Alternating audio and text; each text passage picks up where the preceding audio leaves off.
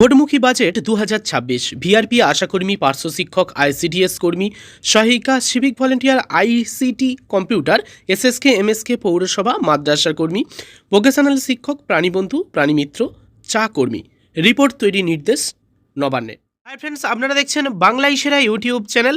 এই ভিডিওটি যারা দেখতে এসছেন প্রত্যেককে অসংখ্য ধন্যবাদ জানিয়ে প্রথমেই আপনাদের জন্য সুখবর। 2026 বাজেট ভোটমুখী এই বাজেট পেশ করতে চলেছে রাজ্য সরকার। ইতিমধ্যে নবান্ন থেকে নির্দেশ দেওয়া হয়েছে, ফাইল বন্দি হচ্ছে সেই সব নথিগুলো। কিছু বিষয়ে ঘোষণাগুলি একটু দেরি হতে পারে। পূর্বে যাদের কোনো রকম সুযোগ মেলেনি, এবারে ভোটের আগে তাদের সুযোগ মিলতে পারে। এই মুহূর্তে নবান্ন থেকে কি নির্দেশ দেওয়া হয়েছে A to Z তথ্য জানাবো এই ভিডিওটির মাধ্যমে। ভিডিওটি অবশ্যই লাইক করবেন, শেয়ার করে প্রত্যেককে জানাবেন। নিয়মিত চাকরি সংক্রান্ত এডুকেশন রিলেটেড গুরুত্বপূর্ণ নিউজগুলি দেখতে চ্যানেলটিকে সাবস্ক্রাইব করে রাখবেন। তাহলে চলুন ডিটেলস দেখে নেওয়া যাক।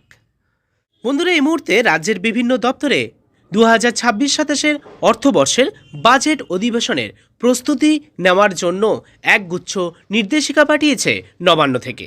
এবং প্রায় এক মাস বা তারও আগে থেকে একটি খবর যেটা পাওয়া যাচ্ছিল, 2026-27 অর্থবর্ষের বাজেট ঘোষণার জন্য রাজ্য সরকার ইতিমধ্যে সেই সব দপ্তরের মুখ্য সচিব, সরকারের সাথে যুক্ত যেসব সংস্থা, বাণিজ্য ও বাণিজ্যিক যেসব সংস্থা আছে, আধা সরকারি দপ্তর আছে, প্রত্যেক দপ্তরের মুখ্য সচিবের 3টি অর্থবর্ষের হিসাব নিকাশ চেয়ে পাঠানো হয়েছে। আর ইতিমধ্যে সেই হিসাব নিকাশ জমা পড়েছে। আর এই সব দপ্তরের হিসাব নিকাশ 24শে ডিসেম্বরের মধ্যে অর্থ দপ্তরের পোর্টালে তাদের আর্থিক যে হিসাব নিকাশ সেগুলো আপলোড করার নির্দেশ দিয়েছিল রাজ্য সরকার। আর সেই সব কাজ সম্পন্ন হয়ে গিয়েছে।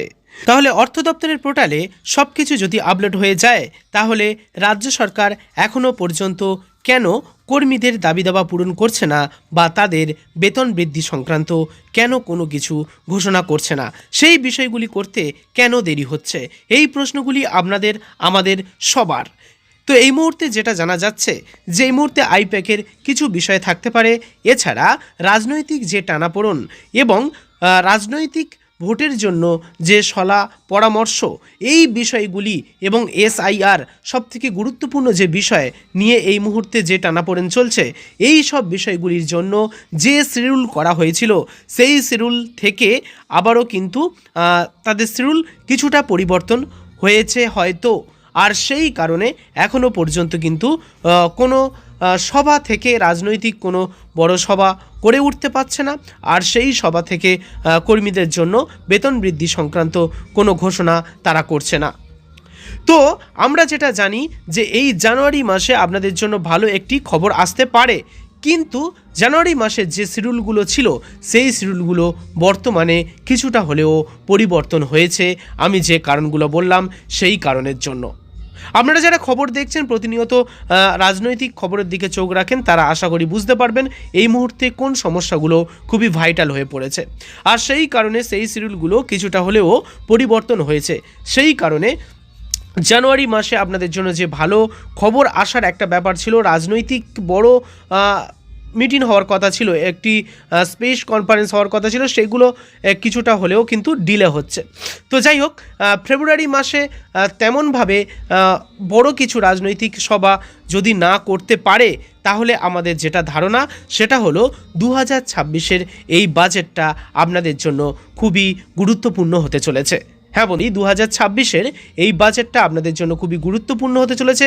আর সেই বাজেটটাই আপনাদের জন্য ভোটমুখী বাজেট হবে।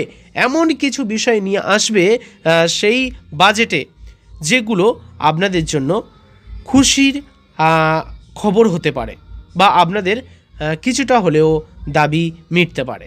এই মুহূর্তে যে আপডেটটি পাওয়া যাচ্ছে, প্রতিটি দপ্তরের বিভিন্ন দপ্তরে, যেমন এসএসকে এমএসকে মাদ্রাসার যেসব শিক্ষক আছেন বা কর্মী আছেন, এছাড়া ভিআরপি, এছাড়াও প্রাণীমিত্র কম্পিউটার যেসব টিচার আছেন, এছাড়া জল দপ্তরের কিছু রাজ্যের আন্ডারে যেগুলো আছে, তো এই রকম বিভিন্ন কর্মীদের কিন্তু বেতন সংক্রান্ত বিষয়ে সুখবর আসতে পারে এবং তাদের কিছু অ্যাডিশনাল ফিচার্সও যোগ হতে পারে। যাদের লাস্ট যে ইলেকশন ইয়ার সেই লাস্ট ইলেকশন ইয়ারের সময় বা তার প্রাককালে যাদের বেতন বৃদ্ধি হয়নি তাদের এক্ষেত্রে অগ্রাধিকার থাকতে পারে। তো কাদের কাদের বেতন বৃদ্ধি হয়নি সেটা আপনাদেরকে আরও একবার বলে রাখি। সেই সব কর্মীরা হলো ভিআরপি, আশাকর্মী, পার্শ্ব শিক্ষক, ICDS, civic, ICT, computer, SSK, MSK, পৌরসভা, মাদ্রাসা, ভোকেশনাল শিক্ষক, প্রাণী বন্ধু, প্রাণী মিত্র, চা শ্রমিক। তো আপনাদেরকে বলে রাখি এই চা শ্রমিকের বিষয়ে এখানে অভিষেক বন্দ্যোপাধ্যায় সম্ভবত রিসেন্ট একটি কোনো সভা থেকে বলেছিলেন যদি তারা আবার ক্ষমতায় আসতে পারে তাহলে চা শ্রমিকদের কিন্তু সেখানে তাদের পারিশ্রমিক বৃদ্ধি করানো হবে এবং সাথে সাথে লক্ষ্মীর ভাণ্ডারের বরাদ্দ ভাতার যে অর্থ সেই অর্থ বৃদ্ধি হতে পারে। লক্ষ্মীর ভাণ্ডারের টাকা বৃদ্ধি হওয়ার একটি সম্ভাবনা রয়েছে।